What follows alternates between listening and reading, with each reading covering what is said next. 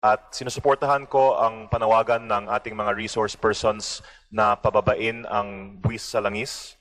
Ngunit isa't kalahating buwan na tayong nagdidiskusyon dito at kung hindi tayo mag-schedule ng botohan para pababain ang value-added tax sa aking pananaw, nag-aaksaya lang tayo ng oras dito. Kaya ayaw ko nang pahabain pa ang diskusyon. Nais ko pong talakayin na ang ating susunod na aksyon. Kung maaari ko pong tanungin ang ating butihing chairman ng Ways and Means Committee, kailan po natin pwedeng ischedule ang botohan para pababain ang value-added tax? Pag-uusapan natin yan kasi ako gusto ko na rin eh. So pag-uusapan natin sa Committee on Rules and then tatapusin natin yung complete staff work. Tapos as soon as that is done, mapag-uusapan natin kaagad. Opo, nahihiya po ako kasi sa mahigit 5 cabinet members na nandito at sa daming mga undersecretary at presidents ng mga associations. Siguro, hindi naman natin kailangan talakayin pa na kailangan natin pababain ang buwis. Lahat naman sang-ayon dito. Pati dito sa Kongreso, Mr. Chair, nag-survey ako. Wala pa akong nahanap isang kongresista na umamin sa akin na tutol sila sa pagbaba ng VAT.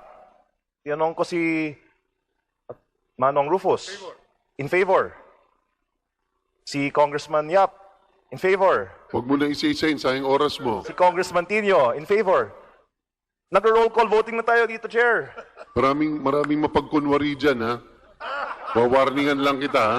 Kaya importante, Mr. Chair, roll call yung botohan natin. Hindi yung pasikreto. Tama. At dapat malaman din ng taong bayan ano ang posisyon ng Kongreso. Kasi sinisisi tayo, Mr. Chair, eh. Pero sa pagkakaalam ko, hindi sa Kongreso ang humaharang sa pagbaba ng VAT. Hindi ba, Mr. Chair? Hindi ang Kongreso ang humaharang. Kaya huwag niyo kaming sisihin. Gusto naman Congressman pababain ang VAT. Si Chairman Kimbo, napakabuting tao ito. At hindi ito nagsisinungaling. Teka. Pag mga ganyan, usually yan yung bago katayin, eh. Para pinapalambot mo. Para mo ako nilalagyan ng butter, ha? Mr. Chair, kung maaari ko pong tanungin kayo, nag-usap tayo nung isang araw. Tinanong ko po si Mr. Chair, pwede na ba natin pagbotohan ang suspension ng VAT sa langis? Kahit hindi muna sa lahat ng bilihin, sa langis po muna. Ang sabi ninyo, Mr. Chair, may kumokontra sa kabinete. Sinabi ko ba yun? Mr. Chair, kung Lunes ngayon, ano? Kung hindi niyo po bawal ang tatanggihan, pagsisinungaling, ha? papangalanan ko na lang po. Sinabi niyo po sa akin, ayaw kasi ng aking kababayang Batanggenyo pababain ang value-added tax sa mga bilihin o sa petroleum products. Pinangalan niyo po sa akin, si Executive Secretary Ralph Recto ang humaharang sa pagbaba ng value-added tax. Hindi ko maalala yan. Ang dami natin pinag-usapan. Napag-usapan ba natin yan?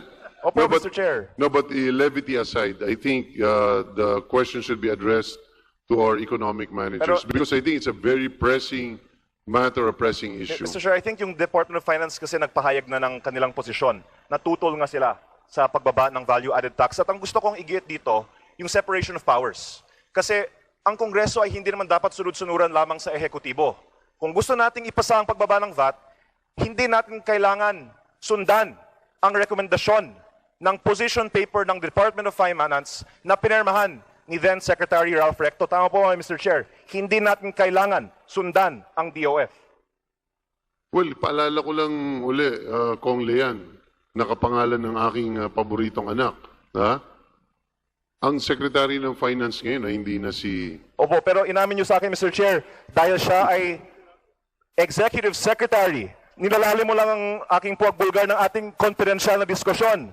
Sinabi ninyo sa akin, Mr. Chair, si ES, hindi mo nga sinabi recto eh, si ES, walang ibang ES naman, Mr. Chair, di ba?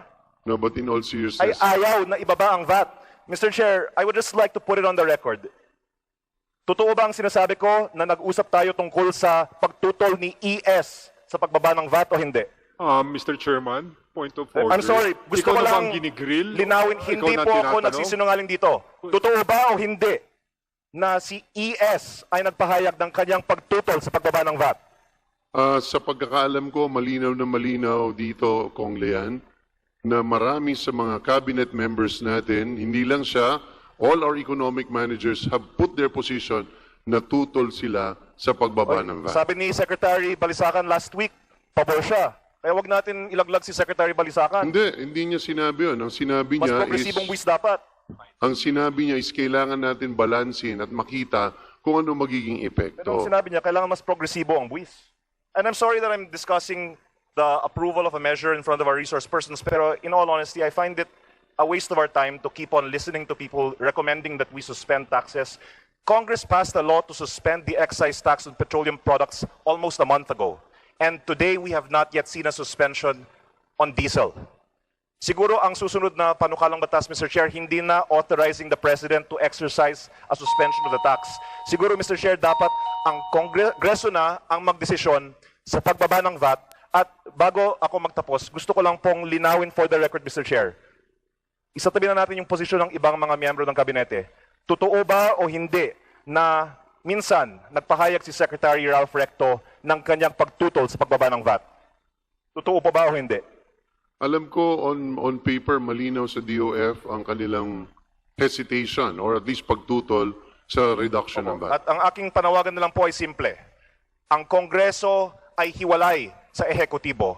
Tayo ay narito bilang mga halal na opisyal, hindi po bilang mga appointees. Kung gusto ng mga miyembro ng Kongreso pababain ang VAT, nananawagan ako sa Kongreso, botohan na natin ang pagbaba ng VAT kahit na ayaw ito ng Executive Secretary o kahit sinong miyembro ng kabinete. Maraming salamat po, Mr. Chair.